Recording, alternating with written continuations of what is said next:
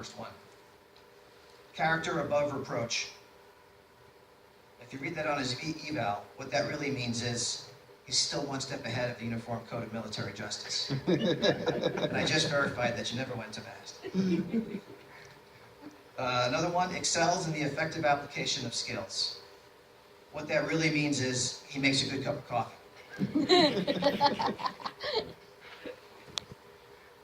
Internationally known.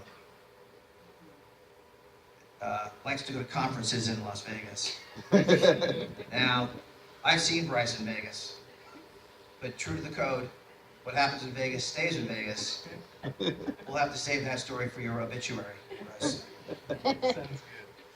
Last one I thought of, tactful in dealing with superiors. That means he knows when to keep his mouth shut. Yeah, right. And it served you well all these years. I never got that. That doesn't apply to family members, does it? No. All kidding aside, this event, the retirement ceremony, is something we endeavor to do right. It's filled with tradition and heritage, and really captures who we are and what we do. The honors, the color guard, the bosuns and piping, all speak in ways in what it means to serve in the Navy. So it is both an exciting and somewhat sad time that we get all dressed up to honor one of our own one last time. Today, Petty Officer Bryce Navon closed the final chapter in a 20-plus year career, faithfully serving the Navy and the nation. His tenure as a sailor, aviation ordnanceman, and small arms marksmanship instructor is distinguished by a vast spectrum of experiences, ranging from assembling, loading, and accounting of high-yield weapons on attack aircraft, to combat operations in Iraq in support of Special Operations Forces, to managing a Naval Air Station armory. He has excelled in working with fighter aircraft, helicopters, and managing programs here with the Navy Cargo Handling Battalion. Please take the time to read Bryce's biography because it's impressive for two main reasons. First, he's been there and done that. Exposed to events and experiences that his peers perhaps did not have the opportunity to realize. Second, and even more amazing, is the fact that he managed to spend 16 years of his career in the close proximity of Norfolk. I don't know how you pull that one off, Bryce, without some sort of orders to Diego Garcia or Iceland, but for those of you in uniform today who like the Norfolk area and wish to stay here, please get with Mr. Navon before he leaves the spaces today. So what does all this mean? Well, Bryce, I think it means you're old. Been around a few times. In all seriousness, when Navon checked into Fighter Composite Squadron 12 in 1997, the United States was in the process of a considerable downsizing after having won the Cold War. The USS emerged as the only nation capable of delivering and sustaining overwhelming firepower to anywhere on the planet within 24 hours. But with this rise in hegemony, the threats to our nation have changed as well. The new enemy is hard to find, evasive, and stealthy, only surfacing to strike a blow and then vanish again.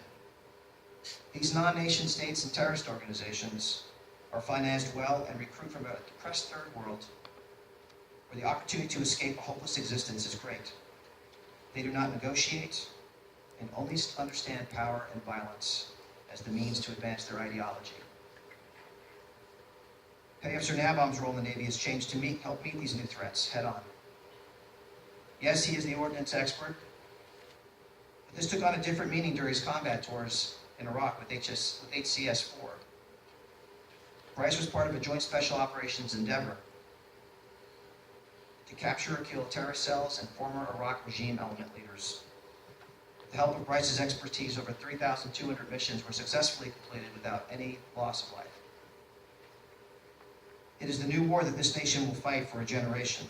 And Bryce Navon's service and leadership has ensured that many who will follow him will be ready to stand the watch and defend this great nation of ours.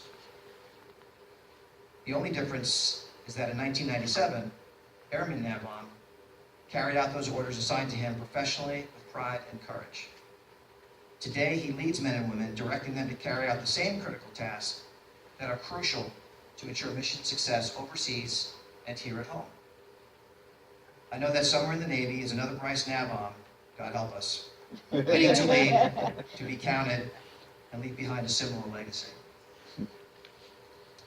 So I've shared with you some of the accomplishments Petty Officer Navon has achieved, but I think that the example he has set will have the most profound impact on those who have served with him.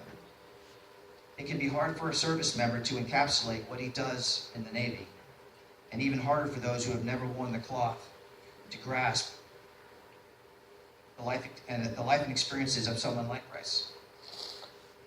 Some examples. How do you describe to someone the scene of 4 fighter aircraft starting on the flight line during a sunrise launch in Key West?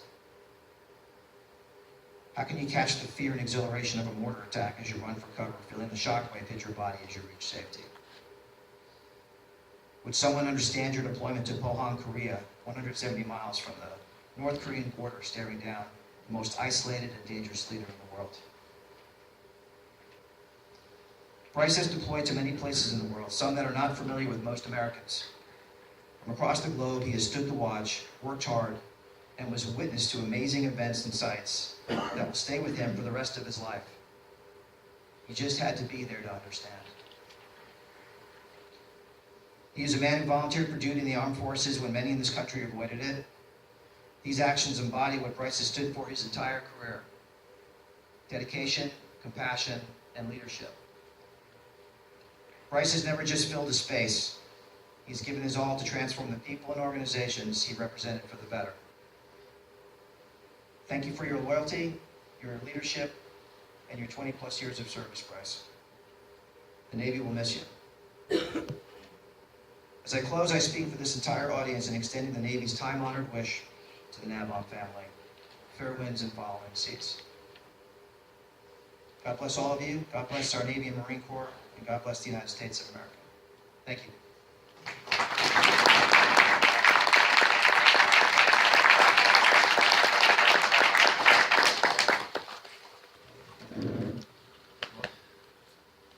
Thank you, sir.